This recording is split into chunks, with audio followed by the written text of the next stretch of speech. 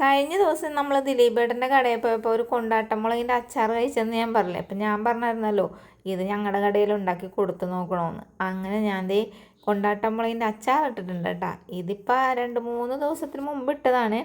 ഇത് ഞാൻ നോക്കിയിട്ട് ബിരിയാണിയുടെ കൂടെ, മന്തിയുടെ കൂടെ, അതേപോലെ ചോറിൻ്റെ കൂടെയൊക്കെ കഴിക്കാം കേട്ടോ. നല്ല ടേസ്റ്റായിരുന്നു ഈ ഒരു കൊണ്ടാട്ടമുളകിൻ്റെ അച്ചാർ. അപ്പോഴേ ഞാനിത് ഉണ്ടാക്കാൻ വേണ്ടിയിട്ട് ഒരു 5-6 പാക്കറ്റ് കൊണ്ടാട്ടമുളക് ഇതേ മേടിച്ചിട്ടുണ്ട് കേട്ടോ. ഇത്ര മുളകിൻ്റെ അച്ചാർ ഇട്ടിട്ടും 2 ദിവസം കൊണ്ട് സാധനം തീർന്നിട്ടാ. അപ്പം ഞാനേ ഈ ഒരു മുളക് ദേ ഒന്ന് വറുക്കാനായിട്ട് പാനിലേക്ക് ഇട്ട് കൊടുക്കണേണ്. അപ്പം കുറച്ച് വെളിച്ചെണ്ണയും കൂടി ഒഴിച്ച് കൊടുത്തിട്ടാണ് കേട്ടോ ഞാനിത് വറുക്കണം. ഈ സാധനം ഇട്ട് കഴിഞ്ഞപ്പോഴാണ് ഞാൻ ഓർത്ത് അയ്യോ ഇതിനെക്കാട്ടും വലിയ ചട്ടി വെച്ചിട്ട് വറുത്താൽ മതിയായിരുന്നു.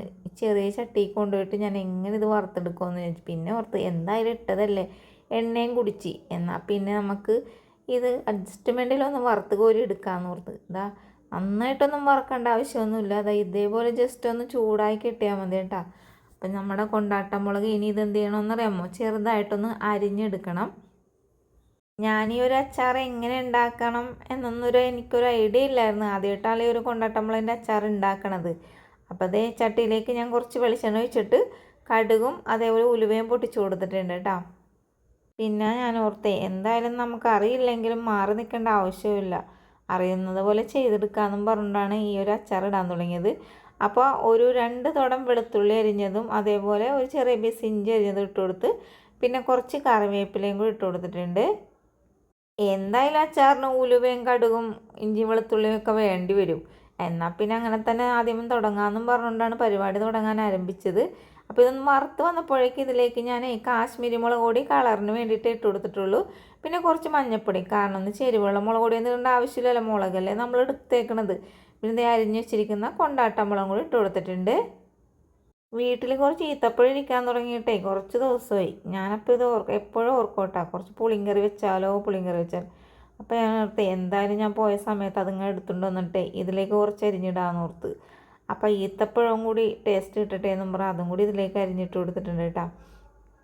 സത്യം പറഞ്ഞാൽ കൊണ്ടാട്ടമുളകിൽ ഈത്തപ്പഴമൊക്കെ ഇടുമെന്ന് എനിക്കറിയില്ല. പിന്നെ നമ്മളൊരു വെറൈറ്റി അല്ലേ, വെറൈറ്റി കണ്ടുപിടിച്ചാലല്ലേ നിങ്ങളെയും കൂടി കാണിച്ച് നിങ്ങൾക്കൊക്കെ ഉണ്ടാക്കാൻ പറ്റുള്ളൂ. പിന്നെ ഞാൻ എന്ത് ചെയ്ത് മധുരത്തിന് വേണ്ടി കുറച്ച് ശർക്കര ഉരുക്കാൻ വെച്ചിട്ടുണ്ടായിരുന്നു. അതും അരിച്ചു അങ്ങോട്ട് ഒഴിച്ചു കൊടുത്ത്, പുളി കുറച്ച് വെള്ളത്തിലിട്ട് വെച്ചിട്ടുണ്ടായിരുന്നു കുതിർത്തി, അതും പിഴിഞ്ഞങ്ങടെ അതും ഒഴിച്ചു കൊടുത്തിട്ടുണ്ട്. അപ്പോൾ പുളി ഒഴിച്ച് കഴിഞ്ഞപ്പോൾ ഞാൻ നോക്കിയപ്പോഴേ പുളിയില്ല. എന്നാൽ പിന്നെ കുറച്ച് വിനാഗിരി ഒഴിച്ച് കൊടുക്കാമെന്ന് പറഞ്ഞാൽ അത് ഒഴിച്ച് കൊടുത്ത്, പിന്നെ എന്ത് ചെയ്ത് നമ്മുടെ കായപ്പൊടി ഉണ്ടായിരുന്നു അത് ഇട്ട് കൊടുത്ത്. എന്തായാലും കായപ്പൊടി അച്ചാറിന് വേണമല്ലോ എന്നും പറഞ്ഞിട്ട് അതും കൂടി ഇട്ട് കൊടുത്തിട്ടുണ്ട്.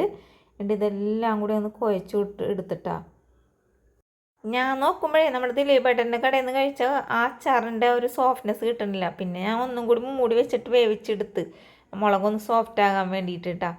അപ്പം നോക്കുമ്പോഴും മുളകൊക്കെ വെന്ത് സോഫ്റ്റായി കിട്ടി. പക്ഷെ ടേസ്റ്റ് നോക്കിയപ്പോഴേ കട്ടുപ്പ്, അതേപോലെ ഒരു ടേസ്റ്റും ഇല്ലാത്ത പോലെ എനിക്ക് തോന്നിയിട്ട് ഉപ്പ് കൊണ്ടിട്ടാണ് ടേസ്റ്റ് നമുക്ക് അനുഭവപ്പെടാഞ്ഞത്.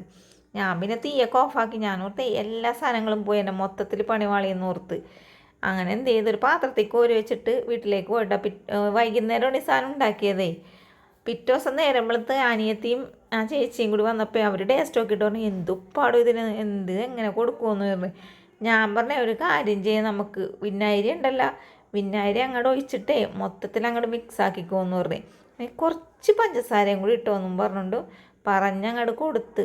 എൻ്റെ പൊന്നു മക്കളെ, ദിലീപേട്ടൻ്റെ കടയില കൊണ്ടാട്ടമുളക് അച്ചാർ മാറി നിൽക്കണം. ഞാൻ പറഞ്ഞതല്ല കേട്ടോ, അതേ കേട്ടോക്ക്, കഴിക്കാൻ വന്നൊരു അഭിപ്രായം കേട്ടോക്ക്.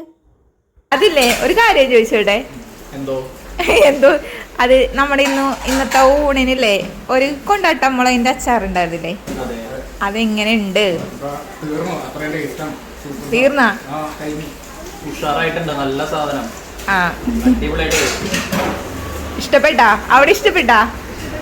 എന്താണെങ്കിലും പറഞ്ഞോട്ടെ, എന്തെങ്കിലും കുറ്റങ്ങളാണ്, അതായത് എന്തെങ്കിലും കുറവുകളുണ്ടെങ്കിലും പറഞ്ഞോ, എനിക്ക് കുഴപ്പമില്ല. ഞാനത് തെറ്റിതിരുത്തി അത് ഉണ്ടാക്കും, ആശ്രയിക്കും ഇനിയും.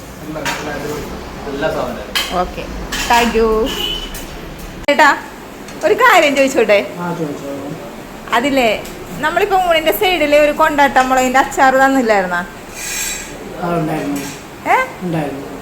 അതെങ്ങനെയുണ്ട് ടേസ്റ്റ്? ആണോ? എന്തെങ്കിലും കുറവുകളുണ്ടോ?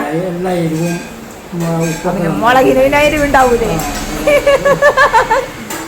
Okay okay thank U.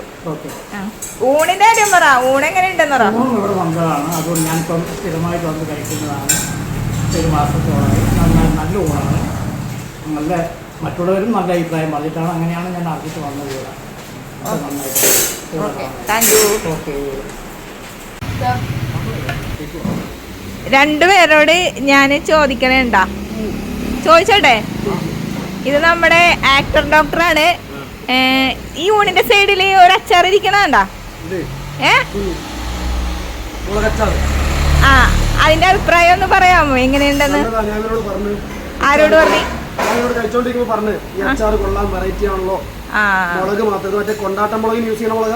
അതെ, അപ്പൊ ഞാന് വീഡിയോ എടുത്തിട്ടുണ്ടേ. അപ്പൊ എല്ലാരും എന്നോട് ചോദിക്കാറുണ്ട്, കഴിക്കാൻ വന്നവരുടെ അഭിപ്രായം കൂടി കേൾക്കണോന്ന് പറയാറുണ്ട് കമന്റിലൂടെ. അപ്പൊ അതാണ് നിങ്ങളോട് ചോദിച്ചത്. എങ്ങനെ? നല്ലതാണ്. കൊണ്ടാട്ടമുളകിന്റെ അച്ചാർ ആദ്യമായിട്ടാണ് ഞാൻ കാണുന്നത്, പക്ഷേ സാധനം കൊള്ളാം. അപ്പൊ ഓക്കെ, താങ്ക് യു. ഇതിവിടെ കൊടുക്കുവോ? എവിടെ പിന്നെ, ഇവിടെ കൊടുക്കാനല്ലേ ഉണ്ടാക്കിക്കണ? അങ്ങനല്ല, വിൽക്കേണ്ടതാണോ അതോ ഊണിന്റെ കൂടെ കൊടുക്കും? ഊണിന്റെ കൂടെയും കൊടുക്കും, ബിരിയാണിന്റെ കൂടെയും കൊടുക്കും.